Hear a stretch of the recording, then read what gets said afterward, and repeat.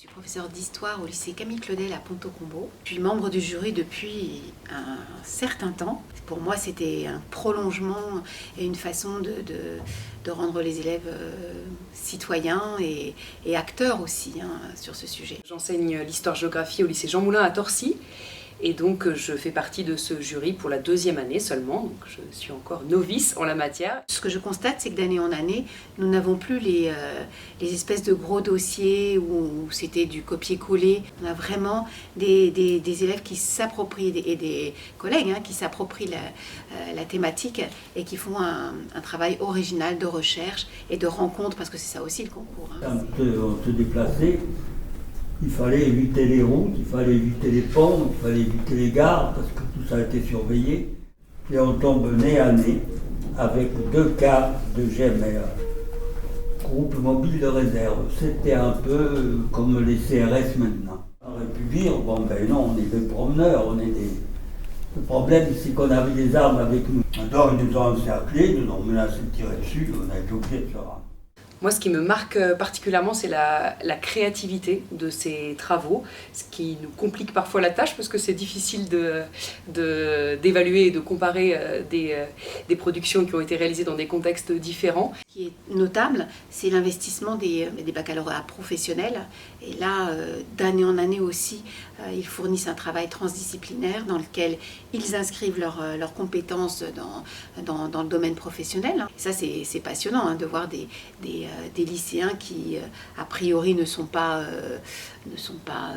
orientés vers le général et vers la composition, vers la réflexion théorique, et qui pourtant s'approprient ces thématiques-là et nous fournissent des objets, des mémoires passionnants. Ce que je retiens aussi de cette expérience, c'est que c'est particulièrement stimulant aussi pour nous en tant qu'enseignants, en particulier en histoire-géographie. Notre participation au concours national de la résistance et de la déportation, chaque groupe a travaillé sur une famille ou un parcours de résistants ou de juifs.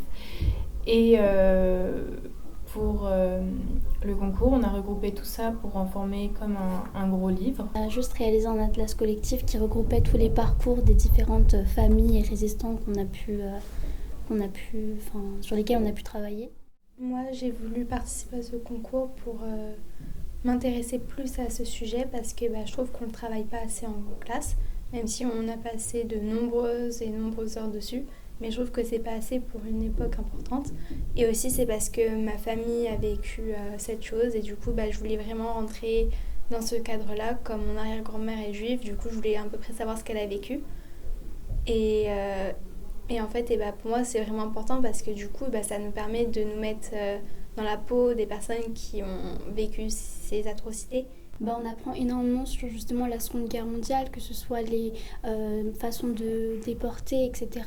Et c'est très important aussi de garder en mémoire parce que je pense que c'est quelque chose qu'on oublie au fur et à mesure. Et d'ailleurs, il n'y a plus beaucoup de déportés qui sont encore vivants. Donc vraiment, il faut que la jeunesse d'aujourd'hui continue justement de garder en mémoire. Et justement, le concours national de la résistance et de la déportation, ça en fait partie. Pourquoi on a fait ça? Tout d'abord pour s'engager, car c'est très important à notre âge. Et au-delà de ça, ça nous a vraiment permis aussi de travailler tous ensemble et d'avoir un but, contrairement aux cours habituels où on fait juste des pièces pour apprendre. Là, on avait tous un but fort sur un vrai projet engagé. Je me sentais concerné par le sujet. Je connaissais toute cette histoire de la Seconde Guerre mondiale, mais pas à une échelle aussi locale. Je connaissais pas les enfants de Havant, justement. Là, ça a vraiment permis de nous mettre face à l'antisémitisme. Et on se dit pas que l'humain, il est capable de faire des choses aussi horribles. Ça change une personne, je pense, de faire ce concours. Mais je pense que ça fait dans le bon sens, surtout. Parce qu'on se sent plus humain. Ça nous a permis aussi de nous sensibiliser aux différentes discriminations. Ça m'a permis d'approfondir mes connaissances en histoire géo. Et je pense que nous, comme futurs citoyens, on pourra apprendre ça à nos enfants. Et en fait, c'est un travail de mémoire. Un travail de mémoire parce qu'en fait, c'est quelque chose qu'il ne faut pas oublier.